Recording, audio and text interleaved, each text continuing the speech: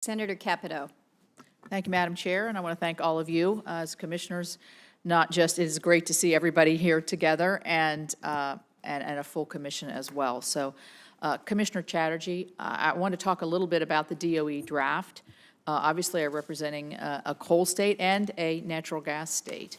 But I feel that the challenge that has been facing our coal baseload generation is one of economics. Years of subsidies of renewable energy and regulations designed to hammer coal production has led to a failure which has basically been punishing these energy sources.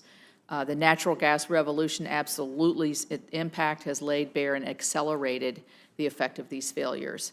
But the damage done is like scar tissue in our states. You know this being a Kentuckian, and certainly Senator Manchin and I can give you time and many instances throughout our states where it's difficult.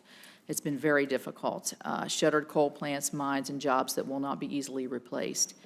The renewable subsidies have been renewed, and I support free markets and an all-of-the-above policy. But due to the nature of our utilities, I believe that our electric markets are inherently artificial constructs, and that the previous interventions on behalf of particular energy resources merit intervention now to try to restore some balance. We're also facing challenges with natural gas, but it's mostly related to the infrastructure. We should be working to build out additional pipelines to benefit our producers, reduce our energy costs, and build redundancy into our natural gas and electric generation systems. Permitting a pipeline takes too long, is subject to too much uncertainty, and now states are adding on to the complexities, leaving regions of the country without sufficient access to affordable domestic energy. When we see this, that in the DOE memo, it cites New England and the Southwest as those facing the most serious challenging to regional grids. In this very committee, we had testimony that during the bomb cyclone, the ISO New England, because of their lack of access to natural gas coming from the Marcellus Shale that we've talked about today, they imported natural gas for the Boston area from Russia on LNG. I mean, that sort of raised the hair on the back of my neck, quite frankly. And especially when I live in an area such as Pennsylvania where there's great abundance of natural gas and it would greatly benefit those in New England. So to get to the question, can you describe the importance of maintaining baseload generation? You talked about what's happening today, but you also talked about where we need to be looking into the future. Could you kind of flesh that out for me a little bit, please? Yeah, absolutely. Thank you for the question. And you are right that we need to take seriously these issues and looked at the impact in communities. I appreciated Commissioner Glick's opening remarks when he addressed this. Thank you. I recall a few years ago going to Eastern Kentucky with you, and we saw that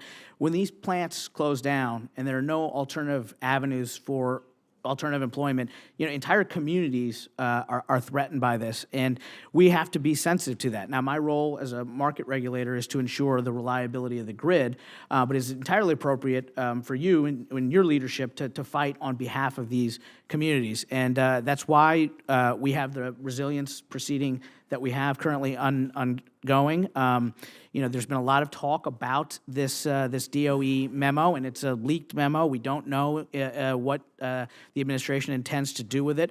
But I think people are also too quickly dismissing it. I've read the memo. There are a number of points in the memo that are thoroughly well cited and researched, and I think we can have disagreements about what the remedy may be, but I think they raise a real issue, and you speak to it, that we need to look at it. And I think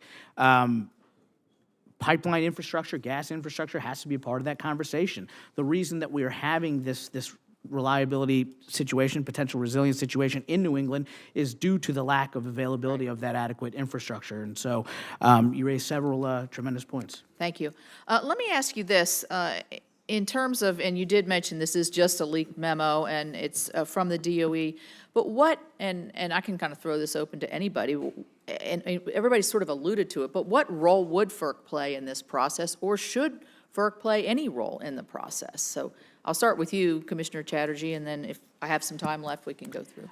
I think from my vantage point, it's unclear what role would there be, because we need some more details about what implementation would look like. The one area, and the chairman has spoken to this, where I could foresee a role, if in fact there were disagreements between the RTO and the ISO and a generator on rates, that would obviously fall into our wheelhouse.